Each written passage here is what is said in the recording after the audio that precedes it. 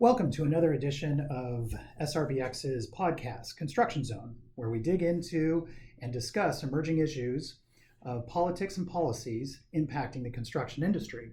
I am your host, Damon Conklin, Director of Governmental Affairs at Sacramento Regional Builders Exchange. Today, our guest is Ron Brown, President and CEO of Brown Construction, who will share with us his thoughts on rent control policies. Welcome, Ron, and thank you for joining us today. Yeah, good day, Damon. Good to be here. Thank you. Tell us a little bit about Brown Construction and what it is you do. So Brown Construction is a 55-year-old construction company. We have specialized in all different types of living units, no single-family homes, but we do market rate, student housing, affordable housing, very low-income housing. We also do some commercial and industrial work. We work in the western states, primarily in California.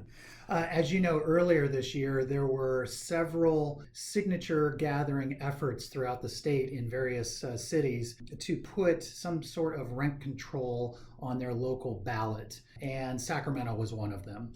You have been a very outspoken and a strong leader representing the construction industry, attending many of the workshops and meeting with elected officials on our city council.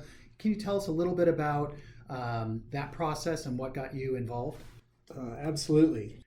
I saw a need to get involved locally on the rent control, and a tremendous amount of our work is market rate housing, and the market rate housing industry was going to be negatively impacted in my view and many others' view with a rent control measure that was proposed here in Sacramento.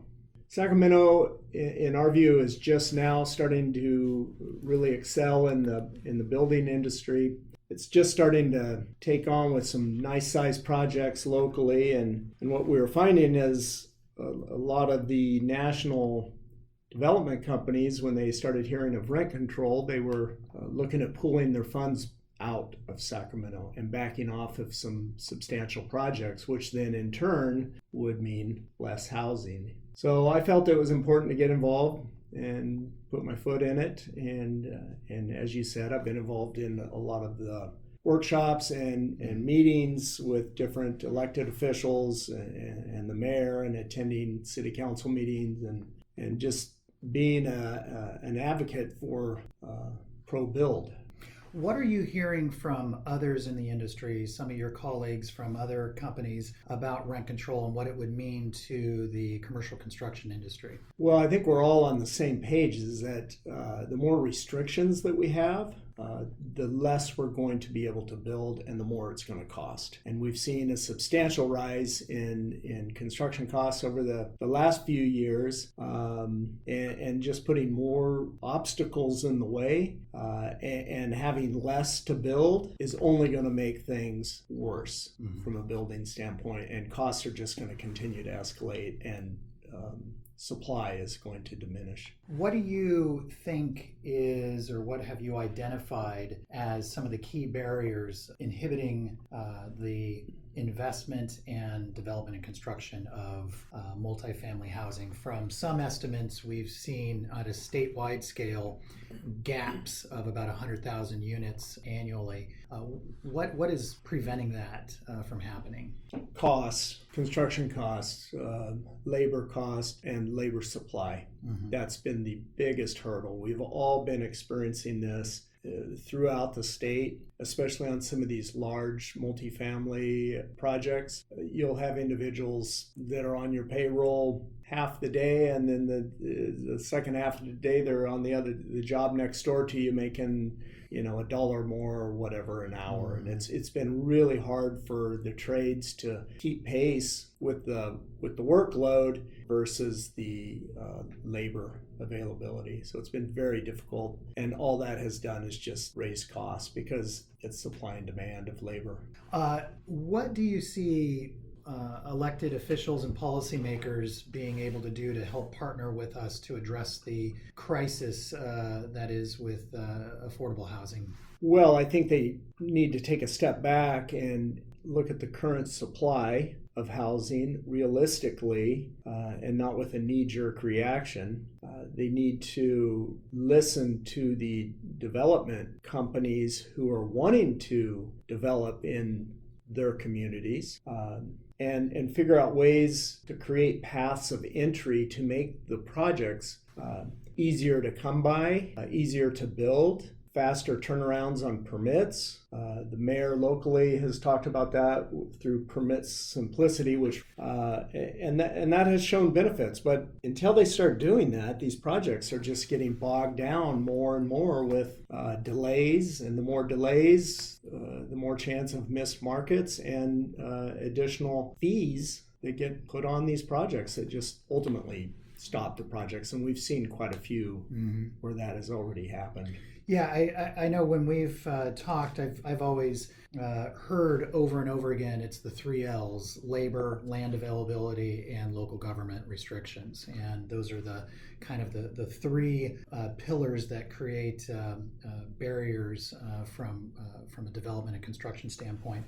Well, this November, in 2 weeks, we are having a general election on the ballot statewide. There are nearly a dozen propositions. One such proposition, Prop 10, which seeks to repeal the Costa-Hawkins, which currently has been on the books since 1995. It was, as I understand it, a bipartisan effort, Republican, Democrat working together, and formed this compromise, got it through a Democrat-controlled legislature signed by a Republican governor. And it's been on the books for decades. It's withstand the test of time. It doesn't prohibit rent control boards, but it does set up some protections against specifically residential homes and any new construction built after 95, and then also allows for vacancy decontrol, allows for landlords to make adjustments to those rents when a tenant moves out.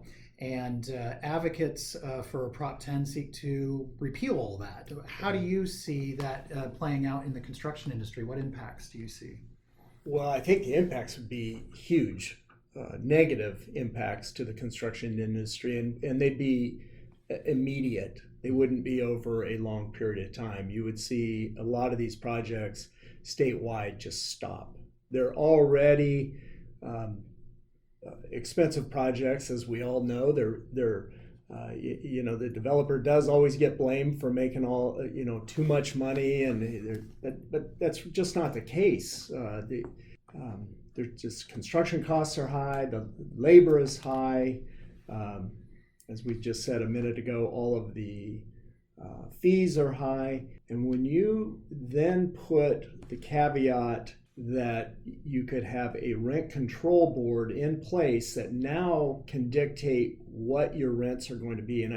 So the Prop 10 doesn't specify any conditions. And so it's kind of whatever the local municipality wants to cobble together and develop on their own. So there could be this patchwork of upwards to 480, almost 500 different regulatory schemes, all operating with different conditions and different criteria that developers and construction companies will have to contend with. Right. The conversations I've had with the national development companies have all told me without hesitation, if that happens, they will pull in and just develop outside of California until the dust settles here, which who knows how long that could be. And then we are left with less housing, higher rents, because it gets back to the supply and demand. And then my thought is a bigger homeless problem that we already are faced with the marginal population that we're